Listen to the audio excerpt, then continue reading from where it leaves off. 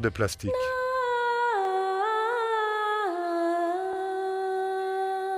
La plupart des légumes consommés en Europe proviennent d'ici.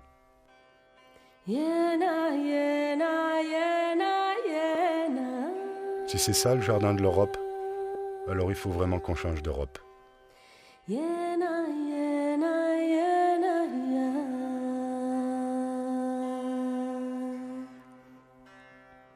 Alors dans la nature, tous les systèmes, quand on observe un écosystème, tous les systèmes ont un rôle et une fonction bien précise.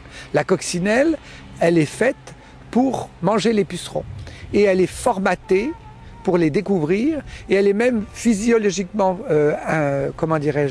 conçue. Elle a des mandibules extrêmement bien faites pour couper la tête du puceron. Donc elle est faite dans cet écosystème pour équilibrer les pucerons.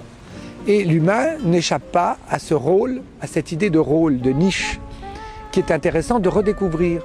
Alors notre système industriel nous a installés dans des rôles qui ne sont pas nécessairement les nôtres. Quel est le rôle de l'humain alors? Le rôle de l'humain dans son contexte sur la planète, il a un rôle et une capacité de recréer des écosystèmes. Voyez-vous, les autres espèces, le monde animal vit et le monde végétal vit et le monde minéral vit. Ils n'ont pas le choix. Ils expriment ce qu'ils sont sans pouvoir créer d'autres écosystèmes. Tandis que l'humain, lui, il est capable de créer des écosystèmes viables, vivants. La preuve, nous avons créé un monde industriel. Bon, on s'est un petit peu trompé, on est allé trop loin et trop dans une voie, c'est-à-dire celle du pétrole. Mais on est capable de recréer des écosystèmes. La permaculture nous dit, attention, utilisons le potentiel humain et recréons des nouveaux écosystèmes pour recréer un système de vie plein d'abondance, harmonieux et viable, ce qui n'est pas le cas de notre monde industriel.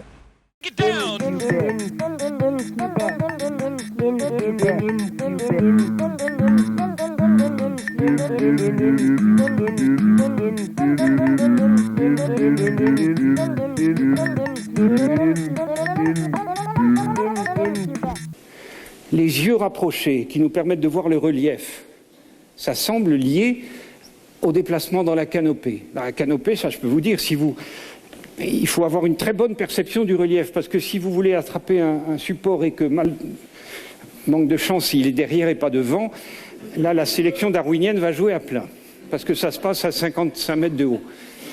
Donc il faut une très bonne perception du relief, ce qui suppose d'avoir les yeux rapprochés. Et la main, avec le pouce opposable à chacun des doigts, ça, c'est idéal pour la brachiation. Alors je crois qu'on peut maintenant admettre que c'est nos origines, c'est dans les arbres. Et il me semble que ça donne aux arbres une espèce de dignité, une raison de plus de les respecter. Fruit lures us in with scent, shape, and color. That's because it wants to be eaten.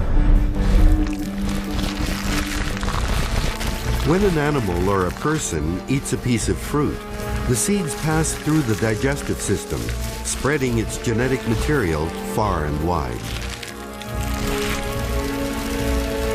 What other food desires us as much as we desire it? Fruit hunters know just how deep our love affair truly goes. Il y a plein de variétés qui sont très intéressantes pour le climat froid.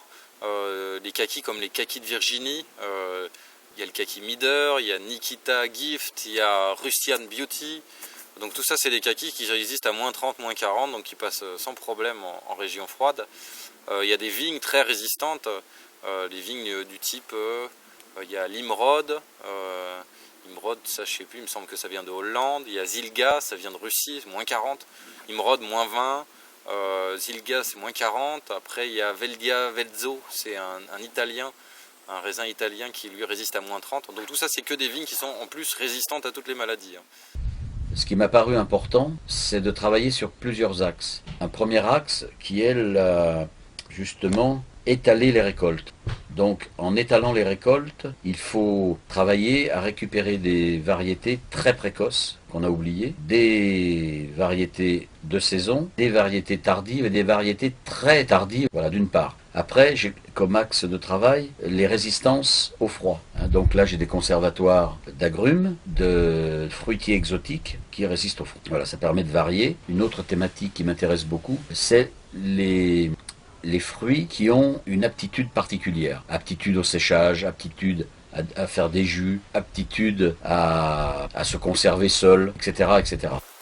Ben là, je vais prendre comme exemple. Celui-là, c'était un pommier que mes parents ont planté. C'est de la pomme. C'était un croisement. Enfin, c'était un mélange de Elstar et de Golden. Il y avait deux variétés qui sont toutes les deux fragiles, pas résistantes aux maladies. Et donc, du coup, j'ai regreffé avec des variétés qui sont plus résistantes. Donc, on va garder que les charpentières. Là, ce genre de branche-là, là. Celle-là, celle-là, celle-là, celle-là. Et tout ce qui est rameaux, je déshabille. Et ensuite, je vais greffer 1, 2, 3, voire des fois 4 greffons sur chaque charpentière. Ce qui va avoir pour effet de capter toute la sève qui va être produite par le système racinaire. Donc en garrigue, c'est vraiment génial ce genre de technique, surtout en climat sec. Pour la simple et bonne raison, c'est qu'on bénéficie d'un arbre qui a déjà un système racinaire énorme, sur lequel on le déshabille de ses rameaux, on remet des rameaux fruitiers. Et là, donc, dans cette technique, je mets des bourgeons, enfin je mets des rameaux complets, donc qui gardent le bourgeon apical.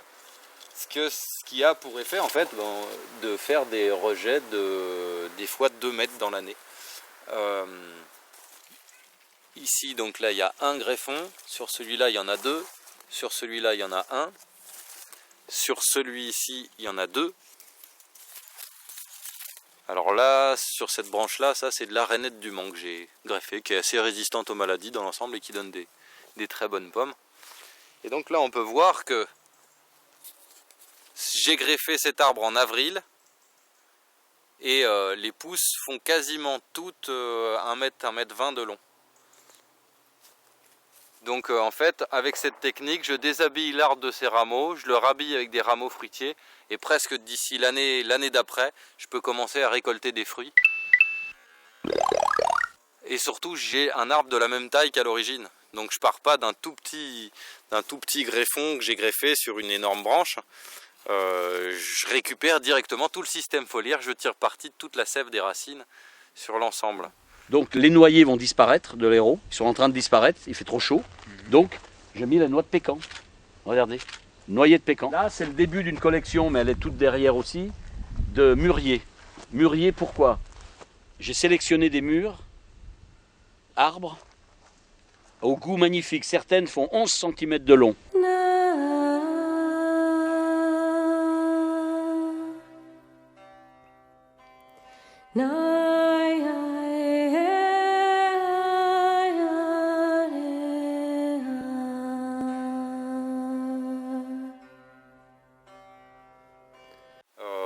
On peut s'amuser à greffer un peu n'importe quoi sur n'importe quoi, dans la mesure où on respecte une règle, c'est garder toujours la même famille.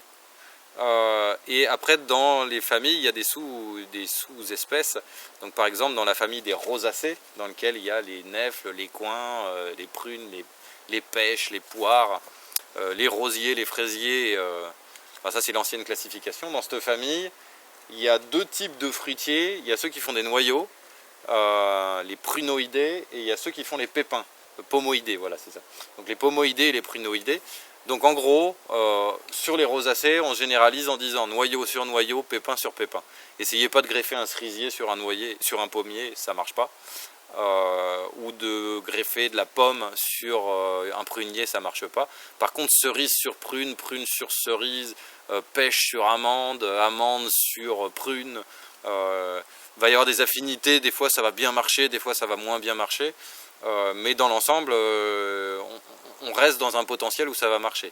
Et donc on peut s'amuser à faire tout un tas de greffages, et comme on le voit là avec cette technique, on peut arriver rapidement à du rendement.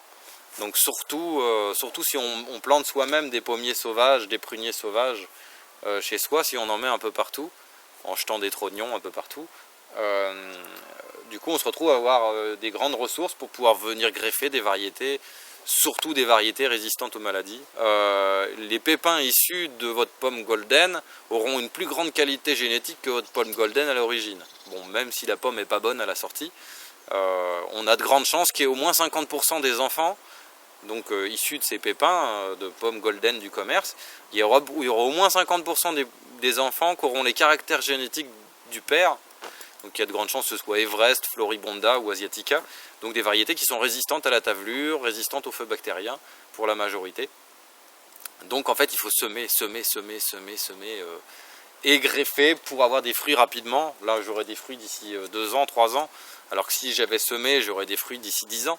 Mais du coup, c'est le fait d'avoir semé qui fait que j'ai des porte-greffes pour avoir des fruits dans 2-3 ans. Et c'est le fait d'avoir semé qui fait que je vais créer des nouvelles variétés et que j'aurai des fruits vigoureux, résistants, adaptés à ma région. Enfin, d'ici une décennie, on va dire. Donc vraiment, si je peux donner un conseil aux générations futures, c'est semer. Si dans chaque école, on s'amusait à semer les noyaux et les pépins qui ont été mangés à la cantine, on aurait toutes les ressources pour régénérer les sols, pour recréer la biodiversité. Mais si on compte sur l'INRA et les petits groupes de recherche pour créer des variétés uniques qu'on va diffuser dans le monde entier, il n'y a aucune chance, les maladies contournent les gènes de résistance, il n'y a aucune chance que ça puisse durer, même les pommes bio, même les pommes résistantes le sont que pour quelques temps. Donc la seule réponse à l'évolution génétique des maladies, c'est l'évolution génétique des fruits et c'est de semer. Donc voilà, si j'ai un conseil à donner, c'est semer les fruits que vous mangez.